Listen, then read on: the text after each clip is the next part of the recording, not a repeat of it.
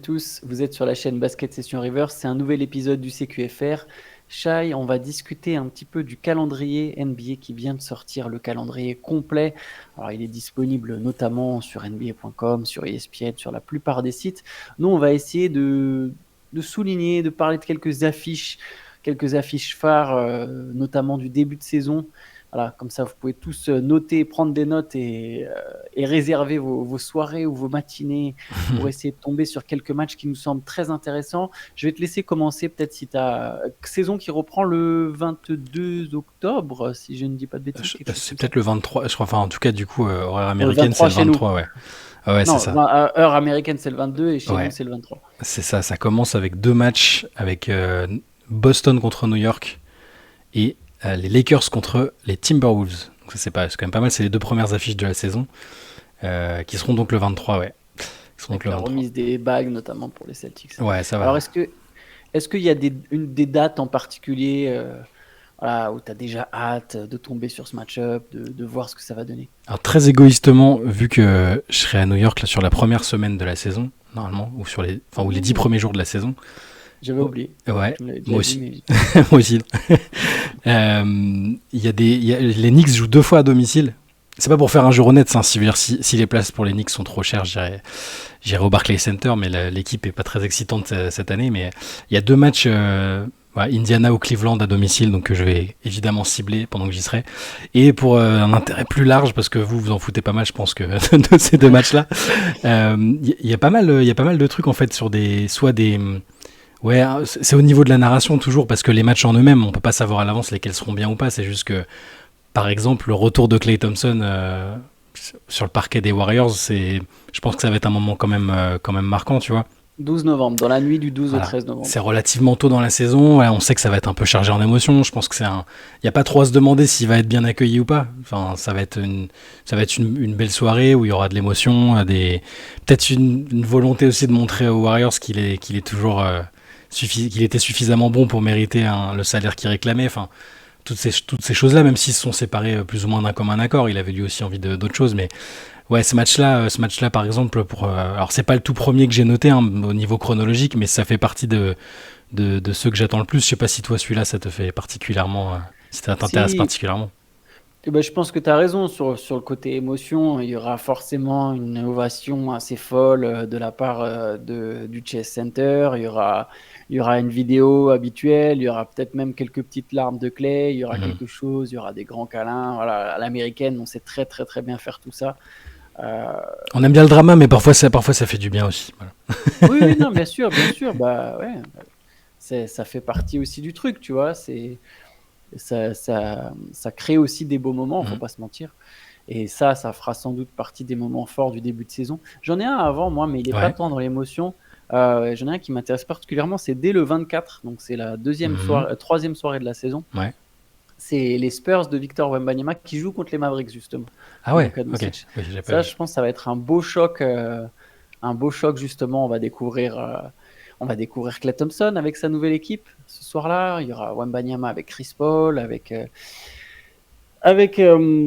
toute sa nouvelle équipe des Spurs. Et ce match-là m'intéresse particulièrement finalement. Ça donne déjà un peu le ton, tu vois. Tu es tout de suite dans une affiche contre une des meilleures équipes de l'Ouest. Qu'est-ce que tu peux faire? Est-ce que tu es déjà au rendez-vous? Est-ce que tu peux aller chercher ce match? Voilà. Je pense que ça peut donner le ton de la première semaine pour les Spurs en fait. Le Wembanyama saison 2, la saison 2 de la série Victor Wembanyama, on va voir ce que ça va donner. Ouais, ça c'est forcément intéressant avec les petits ajustements, enfin, qui sont des gros ajustements quand même finalement. Chris Paul, Harrison Barnes par exemple, enfin, c'est plutôt pas mal du côté des Spurs. Ouais, j'ai hâte de voir comment Victor a digéré le fait qu'il est pas, enfin qu'il a disputé les JO, donc son intersaison elle a été un peu différente de celle de pas mal d'autres des gens qu'il va affronter. Ouais, bon choix celui-là. C'est une bonne petite affiche du début de saison. Ouais. Allez, je te laisse me donner une autre date. Ouais, j'ai regardé un peu chronologiquement au début du mois de novembre. Là, pour le coup, je disais que Klay Thompson, on sait qu'il va être accueilli avec un hommage incroyable. Je sais pas comment sera accueilli Paul George par les Clippers lorsqu'il va revenir à Los Angeles le 6 novembre. Alors, ce sera une nouvelle salle, mais les gens qui vont y aller, je pense que ce seront quand même des fans habituels des Clippers, tu vois. Je sais pas comment Paul George va être accueilli par les fans des Clippers sur ce Clippers Sixers, tu vois. Parce que il y a eu, bon, il est quand même resté pas mal de temps avec un succès mitigé.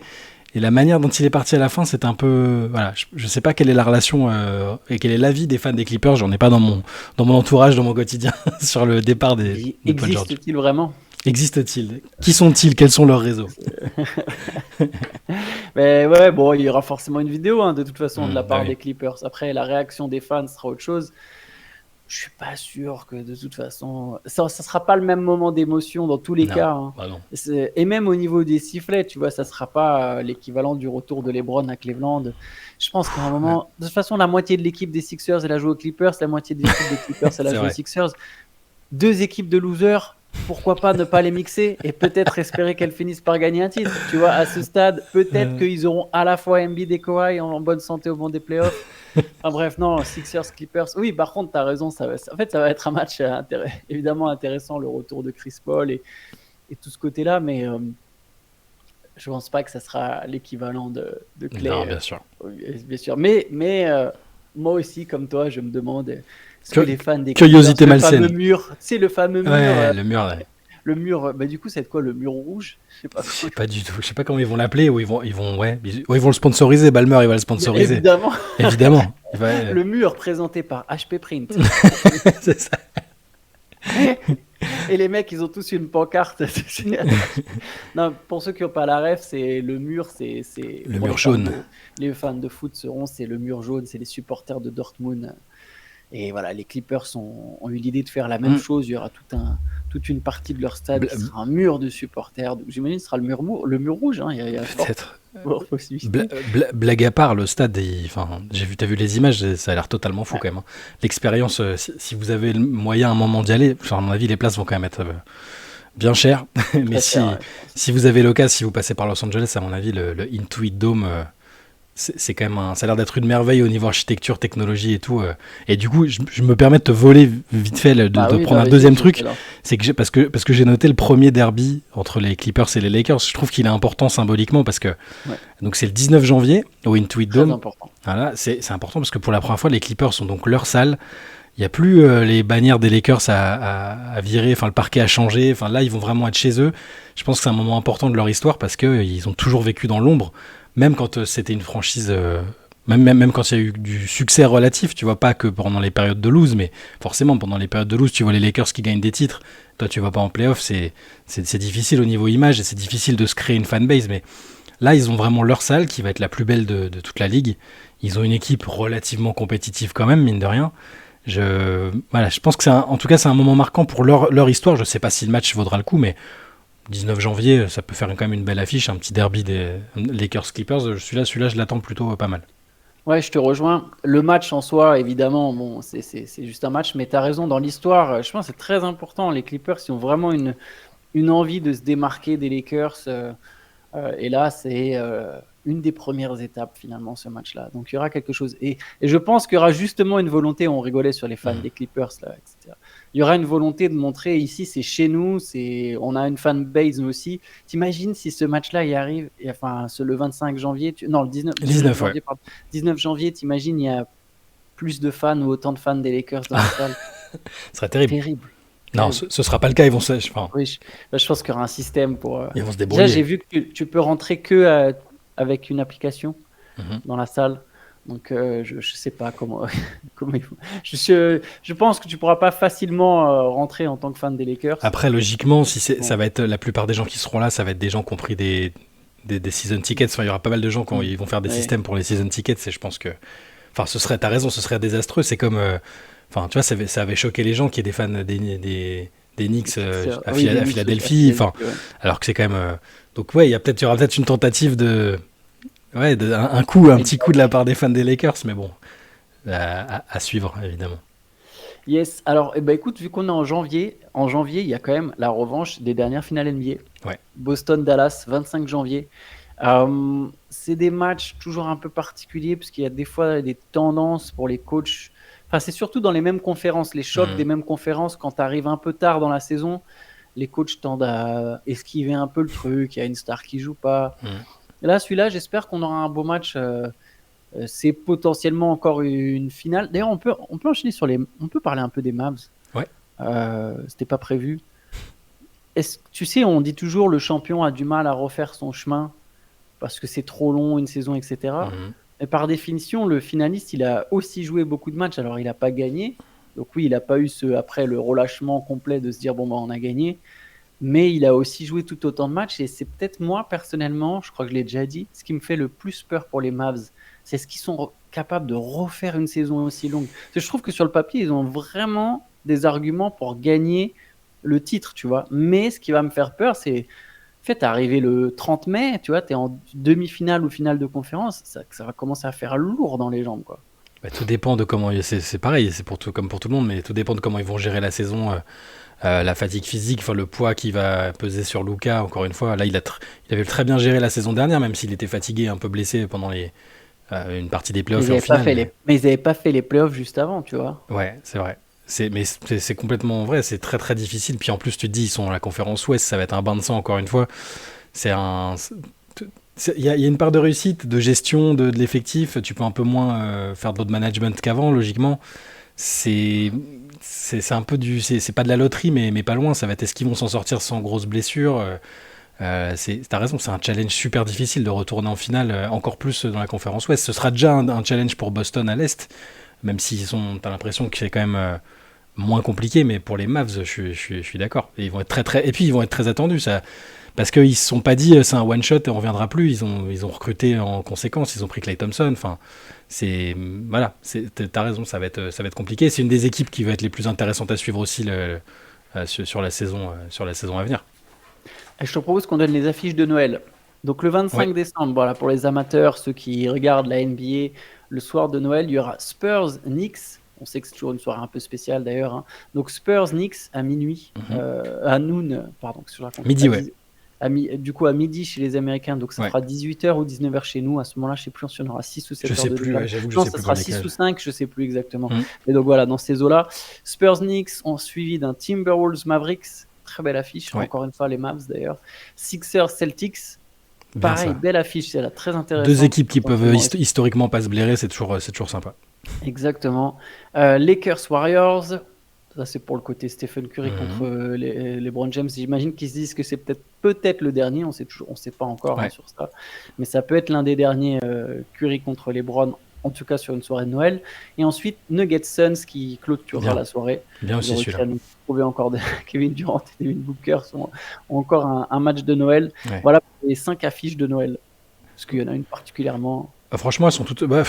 Noël, c'est pareil, c'est qui tout double, c'est que parfois t'as des Christmas games qui sont top, hyper décousus, spectaculaires et tout, puis parfois c'est juste le contexte qui fait que c'est difficile d'avoir des matchs très très compétitifs. Après, les affiches en elles-mêmes, elles me plaisent bien. On va voir Victor Wembanyama à Noël contre les Oui, Knicks, c'est donc vrai, c'est très c'est vrai. sympa. Dallas-Minnesota, c'est un match entre équipes rivales, enfin qui ont été concurrentes lors des derniers playoffs, donc ça m'intéresse aussi. Boston-Philly, je t'ai dit, ça peut. Je sais pas, ça peut être. C'est toujours le bad blood des années 80, je sais jamais comment ça peut se passer. Warriors-Lakers pour la symbolique que t'as évoquée, qui est réelle. Hein. Et puis Suns Nuggets, l'affiche en elle-même est très bien aussi, donc j'ai rien à critiquer sur le programme de Noël. Ouais, le Sixers Celtics, celui-là, moi aussi, Hmm, me tient un peu en haleine. J'aimerais bien justement que les deux équipes jouent ce match à fond, pour voir un peu. C'est quand même les Sixers ont quand même été construits là cette saison, pour ouais. revenir fort, pour concurrencer les Celtics à l'Est. Donc assez intéressant de voir justement ces affrontements, les Hmm. Sixers Celtics, Bucks Sixers, tout ça me donne envie. J'ai une dernière Vas-y. affiche que j'ai notée, parce que je la trouve intéressante et que je peux pas croire que c'est dû au hasard. Attention, je mets mon chapeau Ah oui, de oui, bien sûr, complotiste. bien sûr. Non, ben c'est sûr, Le bien sûr. On va la lendemain classer. des 40 ans de LeBron James, donc il est né le 30 décembre et ce match-là sera le 31 décembre, Los Angeles Lakers, Cleveland Cavaliers. Oui, oui, bien sûr. Bah, c'est Voilà. fait Mais exprès, tant oui. mieux, mais c'est très bien, mais c'est très bien. Je dis complotiste pour rigoler, mais premier match de LeBron à 40 ans contre les Cavs, donc il y a une symbolique. Je pense qu'il va. Et puis il doit certainement être en mesure de battre des records pour un mec qui sera quadra, donc je pense que celui-là, il faut pas le louper parce il va forcément essayer de faire quelque chose de 40 ans pour ses significatif. 40 points. 40 points pour ses 40 ans, ouais. Ouais. Ouais, 40 points pour ses 40 ans, oui, pardon. Ben, pourquoi pas. Donc ouais, celui-là, faut pas le rater non plus. Ouais, je suis d'accord avec toi. Ça va être une date importante. Et là, pareil, comme d'hab, beaucoup de symbolique, Mm. beaucoup d'émotions. Bon, la NBA sait faire ça, hein. Enfin, les Américains savent faire ça tout court. Et juste, Euh, ouais. là aussi, je suis en train de me percevoir que j'avais noté aussi, juste on a quand même deux Français qui sont premier et deuxième pick. Mm. Donc le premier affrontement entre Zachary Rizaché des Hawks et Alexandre Sarr des Wizards. Donc, sur le papier, ça fait pas rêver les deux équipes. On est d'accord, cette année, c'est pas ce qui. Mais par contre, pour voir les Français en action, très rapidement, le 28 octobre, Atlanta, Washington. Voilà. Tu sais qu'en lisant des trucs sur le calendrier, je me suis souvenu que DeMar DeRozan était aux Kings. Je vais Ouais, absolument oublier cette signature. DeMar DeRozan qui joue maintenant à Sacramento. bonne signature. Ouais, bonne signature. Ouais. Ça va être de toute façon l'Ouest. J'ai l'impression qu'on dit souvent ça va être intéressant à suivre. Bon bah oui, On le dit souvent. excité Ouais. par la NBA. Allez, on peut enchaîner avec Patrick Beverley. Oui, Ah, Pat l'actualité est pas Beverley. extrêmement chargée. On va parler un peu de Pat Beverley. De ce qu'il a dit vis-à-vis de Darvin Ham. Donc il raconte qu'il a croisé Darvin Ham dans un casino, si je dis pas À de Vegas, ouais. à Vegas, ouais. Donc bon, probablement dans un casino ou dans une soirée. Darvin Ham qui serait venu s'excuser auprès de lui. Ouais. Enfin, faut voir à quel point Pat Beverley a romancé ou pas l'histoire, hein, parce qu'il aime bien quand même. Il a un podcast, il aime bien se mettre en avant et tout, mais pour lui, il voit Darvin Ham à Vegas et il vient le voir. Il vient le voir comme ça et au début il dit je savais pas trop ce qu'il allait me dire, on s'était jamais revu en personne. Alors faut rappeler que Beverley a fait la première partie de saison 2022-2023 avec les Lakers, qu'il a été tradé quand même en cours de route et qu'il n'a pas participé, si je dis pas de bêtises, tu me dis si je me trompe, il n'a pas participé au run jusqu'en finale de conférence, on est d'accord? Je pense pas. Mais Voilà. là, tu me poses C'est une pour ça. question, Non mais je me souviens pas, mais je peux vérifier. c'est pour ça parce que du coup ça met un peu en Non, perspective ce qu'il a dit. il s'est retrouvé à Chicago, non? Ou Je à crois. Philly, je sais plus. Il a été tradé en tout cas. Il a été tradé. Non, Ouais. il a pas fait le run. Il était bougé pendant aux Bulls voilà, mi-saison, c'était ça. Ouais, c'était Chicago. Ouais. Mais du coup, c'est pour ça que ça fait un peu ce Ouais, qu'il raconte est c'est presque marrant, mais c'est du Beverly. Mais il dit en gros, Darvin Ham est venu me voir, on s'était pas revu depuis qu'on avait collaboré ensemble et tout, et il est venu pour s'excuser en lui disant tu avais raison, Pat. J'ai déconné, j'aurais dû faire ce que tu me disais. Et ce que lui disait Pat Beverly, c'était de faire des entraînements, en fait, de répéter les séquences, parce qu'à ses yeux, les Lakers s'entraînaient pas assez, étaient pas capables de répéter les systèmes, les situations de jeu, et qu'en plus, il dit, en plus, Darvin Ham avait beaucoup de choses à gérer avec LeBron, Anthony Davis et compagnie. Donc en gros, il s'était un peu moqué de moi. En mode tais-toi à l'époque quand je lui avais dit il faut qu'on s'entraîne, il faut qu'on fasse avec de la vidéo, même si on le fait pas concrètement, il faut qu'on prenne l'habitude de jouer ensemble en fait. Et ça, il l'avait pas écouté, Beverly avait été tradé et Darvin Ham serait venu s'excuser et il serait même venu après lui dire est-ce que tu peux me passer le numéro de Russell Westbrook pour que je m'excuse auprès de lui aussi. Donc ça je demande à voir la véracité des voilà, on veut la vidéo. mais bon voilà, c'est pas de Beverly qui aime bien se mettre en avant, je pense, et bon après si c'est vrai, c'est intéressant de voir la manière dont Darvin Ham a peut-être réfléchi sur tout ce qui s'est passé, mais finalement après le trade de Beverly, et pas que le trade de Beverly d'ailleurs, hein, mais ils sont quand même allés en finale de conférence. Certes ils ont perdu, mais c'était quand même un run intéressant. Et ouais, ça m'a juste fait marrer de voir Beverly faire genre voilà, je suis content, un mec m'a dit que j'avais raison. Si on m'avait écouté, peut-être qu'on aurait été champion un peu, tu vois, c'est un peu sous-entendu ça, quoi. Ouais. Moi, j'aimerais bien que justement quelqu'un immédiatement ait interrogé Darvin Ham sur ce moment. Déjà, Darvin Ham, il avait pas le numéro de Russell Westbrook. Ouais, c'est ce que je me suis dit. Tu vois, genre, ça m'étonne quand même. C'était son joueur. Je pense qu'il a son numéro, quoi. À moins que Westbrook ait changé entre temps. Enfin bref, je trouve ça un peu étrange, mais bon. Écoute, il a quand même trouvé le moyen. Il a quand même trouvé le moyen de critiquer Ham après en disant. En tant que coach, tu n'es pas censé venir t'excuser. Les décisions que tu prends sont les décisions que tu prends. J'ai hâte de voir Pat Beverly en coach un jour en NBA. Si ça doit arriver, ça peut être marrant.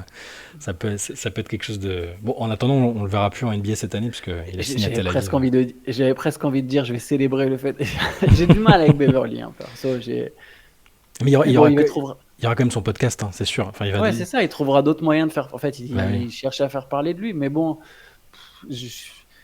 À quel point je peux lui reprocher, tu vois, c'est le jeu presque. C'est ça. Tu tiens un podcast. En tout cas, il a signé à l'Hapoel Tel Aviv en première division israélienne. Ouais. Et voilà, ça promet des podcasts où il va encore plus se lâcher parce qu'il sera pas physiquement en compagnie des mecs qu'il va pouvoir dézinguer. Donc ça va être du spectacle.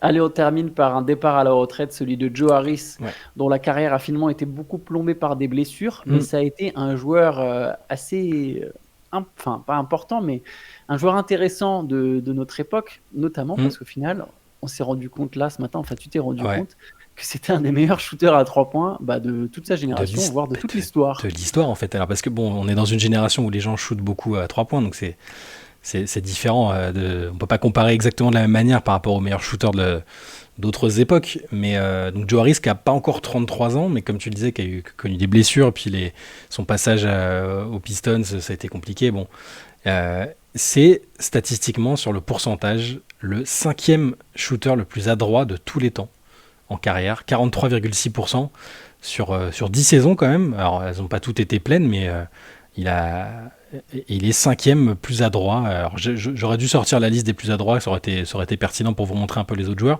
Mais pour vous mettre un peu le truc en perspective, parmi les joueurs qui ont marqué plus de 1000 paniers à 3 points, c'est le plus adroit de tous les temps. Donc en tout cas là, parmi les joueurs qui sont là aujourd'hui même, parce qu'il y a des types aujourd'hui qui ont marqué plus de 1000 paniers à 3 points. En carrière, c'est le plus adroit. Donc il a peut-être été un peu, à un moment, sous-coté. Après, on fait dire ce qu'on veut aux stats aussi. Hein. Il était peut-être un peu unidimensionnel, Joe Harris, mais c'est un joueur qui est très très apprécié. Au Nets, il a quand même fait un bon passage. Ouais. Et c'est le joueur le plus prolifique à 3 points de l'histoire de la franchise des Nets. Donc il peut toujours sortir ça, même s'il y a beaucoup de gens qui se souviendront plus de lui dans quelques années. Ça me paraît assez clair, parce que c'est pas un joueur qu'on a vu beaucoup, mais 504 matchs, un titre de vainqueur du concours à 3 points du All-Star Game 2019, et donc 10 saisons à cheval entre Cleveland, Brooklyn et Detroit. Et retraite très tôt, hein, 32 ans, ça me permet de souligner que on oublie, mais une carrière qui dure jusqu'à 34, 35, c'est pas du tout la norme. Hein. Il y a plein Ouais. de mecs qui arrêtent avant NBA, il y a plein de mecs qui font moins de 10 ans en NBA. Mm. Joe Harris, s'il avait eu moins de blessures, je pense que ça aurait été un complément très important de Kevin Durant, Kyrie Irving, James Harden, etc. Ouais. Il a fait une bonne saison avec Durant et Kyrie, mais après il s'est blessé. Et bon voilà, j'imagine qu'on le reverra. Si à un moment son corps, qu'il y a un petit repos, on pourra le revoir, je sais pas, en Big Tree ou quelque part. Joe Harris, j'imagine qu'il pourra peut-être rejouer encore un peu au basket. En 3-3 au JO 2028 à 36 ans, peut-être. Ouais, qui sait. Bon bah écoute Shai, on va s'arrêter là-dessus.